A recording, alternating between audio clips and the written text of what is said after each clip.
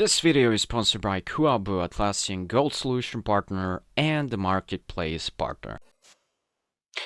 Hey guys, welcome back to another video. It's your bro, and in this video I'm going to show you a quick way that you can actually bulk suspend the users within your organization. Now, I know that out there some of you may have different opinions whether the user should be removed, whether the user should be suspended, where the user should be deactivated. So there is a difference between deactivating the user and suspending the user. Deactivating the user is when your account is actually managed within the Atlassian. This is having to suspend your user where basically those are not managed accounts. Basically, those are the regular accounts that you're actually having. All right, so for today's video, I'm actually using this Python script right here. And I'm going to leave the link in the description so you can actually copy and paste it. So let's first take a look at the code itself and the things that we're actually going to be needing. So there are three actual things that, well, basically, yeah, three actual things that you're gonna need. So it's gonna be your org ID. So that is first thing. The second thing is you're gonna be needing the org API key. And last but not least, you're gonna be needing a CSV file that where one column is gonna be the Atlassian and it's gonna be account ID. Sorry. And there's this downline ID. And this is where basically putting all of the all of the user IDs from your organization. So I'm going to show you how you actually do all of those things.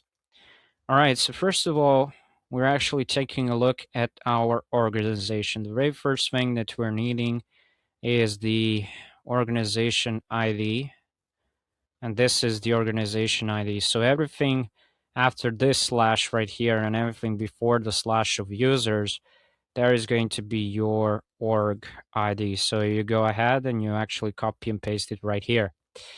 Now, another thing that you actually need to have is when you go to organization settings, you scroll all the way down and there is the integrations with API keys.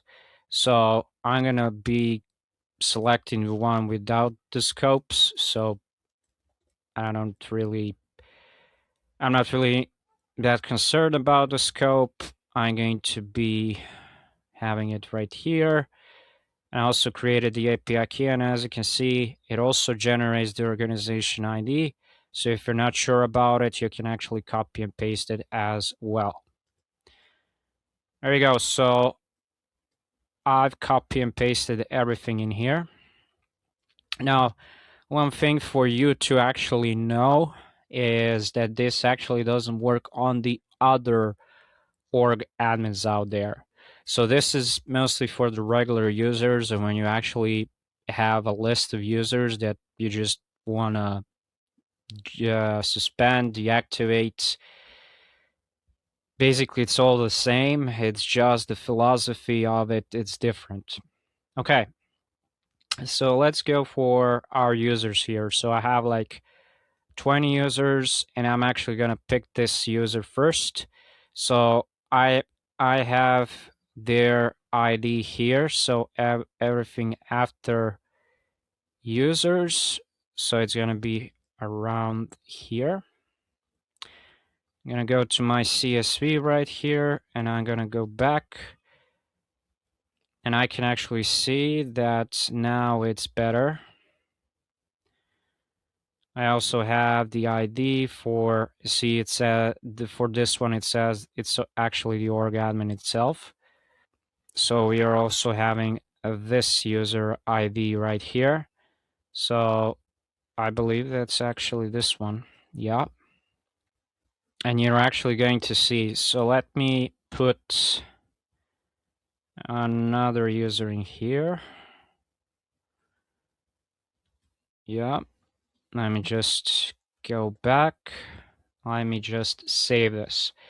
So you need to have your file saved, and the another thing, you need to have it in the same directory as well, where your script is. Otherwise, it's not going to work. All right, so now when I actually start the script, right, let it run.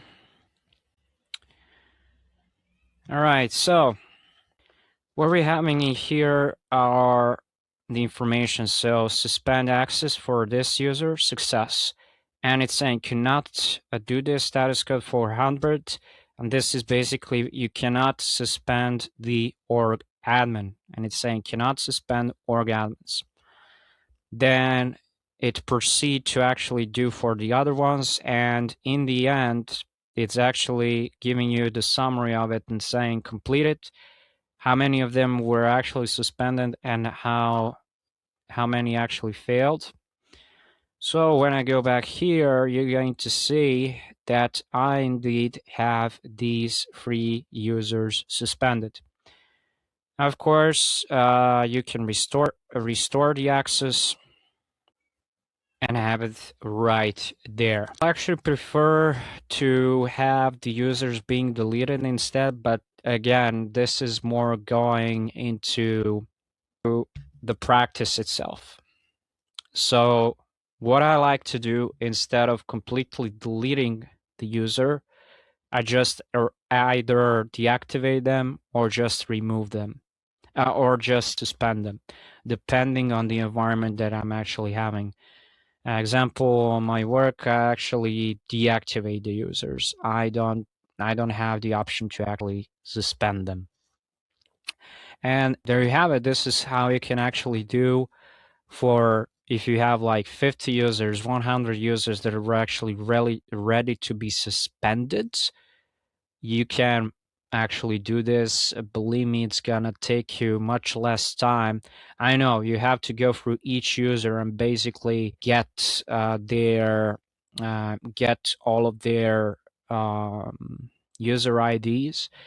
But let me tell you that there is also script in Python for that. So my suggestion for you is basically first fetch all possible user IDs that you need, and from there you actually just continue and decide which ones needs to be suspended.